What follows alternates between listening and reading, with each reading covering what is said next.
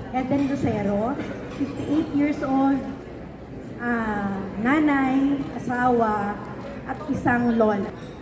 Cervical cancer survivor, at ngayon nakikipaglaban naman sa bladder cancer. I started this advocacy because I don't want my 2 daughters and 2 grandchildren to go through what I have experienced having the disease.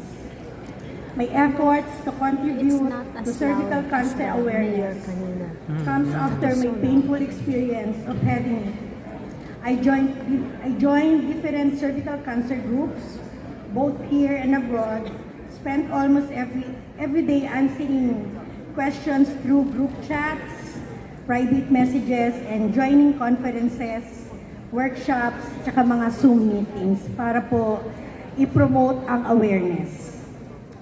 Sharing of what I have learned, yung mga nare-realize ko, and what I have changed so that they can learn from my mistakes of neglecting self-care.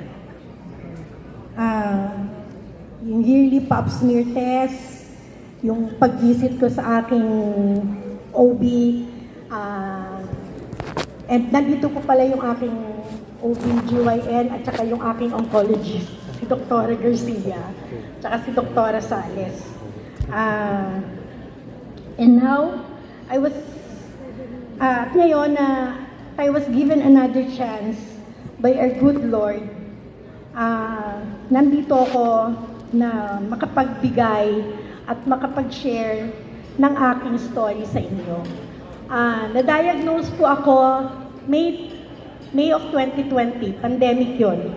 So, during nung time na yon, wala din po akong idea about cervical cancer.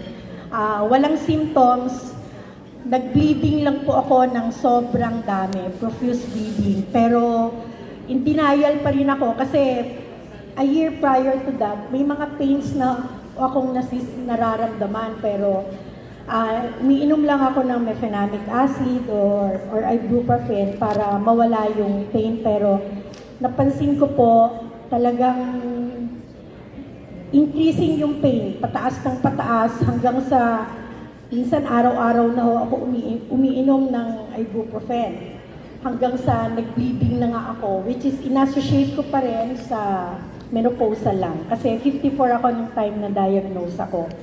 Pero nung hindi na ako nahirapan na ako umihi, nahirapan na akong dumumi, yun na lang po yung time na nagpatingin ako. Tapos dun sa test, nakita po I have 8.6 centimeters na bukol sa loob po ng aking puwerta.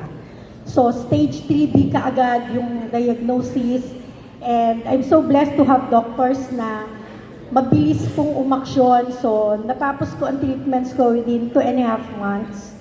Pero unfortunately, nagkaroon to ng complications kasi lumipat po yung tumor sa aking bladder at sa aking ureter na umangat po yung stage ko to stage 4. After nun, nagkaroon po ako ng kidney failure, nag 5% kidney function na lang ako. So they have to put tubes sa kidney ko, 2, bilateral nephrostomy. And then, nagkaroon po ako ng vesicovaginal fistula, nabutas po yung aking pantog dahil po sa pag-invade ng tumor at saka sa side effects ng radiation. So, mahaba po yung aking journey at hanggang ngayon ang isa pong naging komplikasyon naman ng pagkakaroon ng vesicovaginal fistula is a bladder cancer. So, stage 2 po yung aking stage ngayon, and I'm undergoing chemotherapy. So, 3 cycles na po ako. Tapos ito, may bag ako sa tagiliran kasi meron akong tubes. Tapos naka-diapers ako. So, sorry. Hindi madali yung mag-go through sa ganito. So talagang, sorry po sumalapit talaga sa puso ko itong advocacy na to. Kasi Marami po tayong kababaihan na sa kasampalad namamatay na lang na walang lunas na nararanasan dahil sa sakit na ito, dahil sa kakulangan po ng kaalaman. And thank you po. And nandito po ako ngayon para i-promote o tulungan po yung mga kababaihan na maging aware sa sakit na to, maging mapanuri, mag-research, at the same time wag pong mahiyang magpatingin, kumonsulta sa kanilang doktor. Ako po dati nino-normalize ko ang pain, yung bleeding, pero hindi po to normal eh. So pag meron kayong mga ganitong experiences, pumunta po kayo agad sa doktor nyo para makapagpa-check po kayo. Ginawa ko naman po lahat para ma-prevent yung sakit ko, healthy living, lahat po.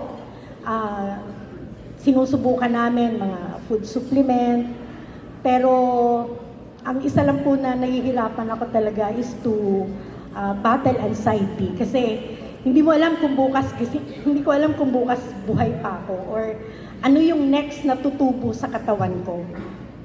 So, pero having the faith in God, the right mindset and a positive attitude, I hope and I pray that I might be able to beat this cancer again.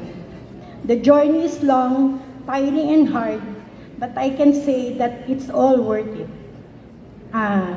Ang dami ko pong natutunan. Kailangan po i-educate natin ang ating mga sarili by asking questions and by paying attention to our body. Kung meron kayong pain, patingin agad kayo.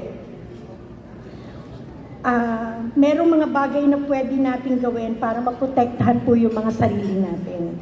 Tulad ng pap smear, HPV vaccine, tsaka screening. Tulungan din po ninyo yung mga kilala ninyo na ma-spread yung awareness. Yun, tulungan po natin sila na maging advocacy din nila to. So, together, we must work to spread cervical cancer awareness and the importance of getting HPV vaccine and the screening.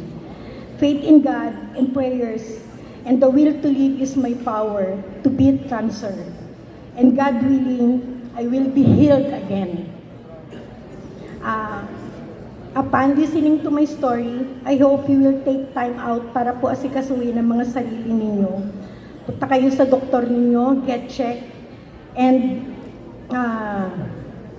yung konting oras na ilalaan po ninyo, malaking bagay po ito para ma-survive, para sa kagalingan po natin, sa kagalingan ninyo.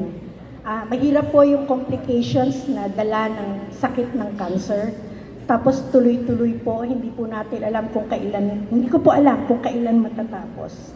Kaya wag po tayong wag po nating ipagwalang bahala yung pagkakaroon ng self-care. Yun. Marami rin yung mga agencies, mga doktor na nandyan para tumulong sa mga ganitong klaseng sakit. And ako, I'm so blessed to have doctors. And right now, sa NKTI po ako nagpapa-chemo. And again, I was blessed na yung mga doktor na nandun na nag-aasikaso sa akin, na na-test po ako ng tamang biopsy para po makita ko ano talaga yung cancer na nilalabanan ko ngayon.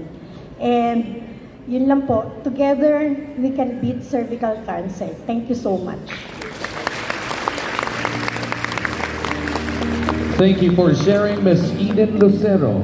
May your story serve as an inspiration, not just for those experiencing cervical cancer, and motivate those who have the means to help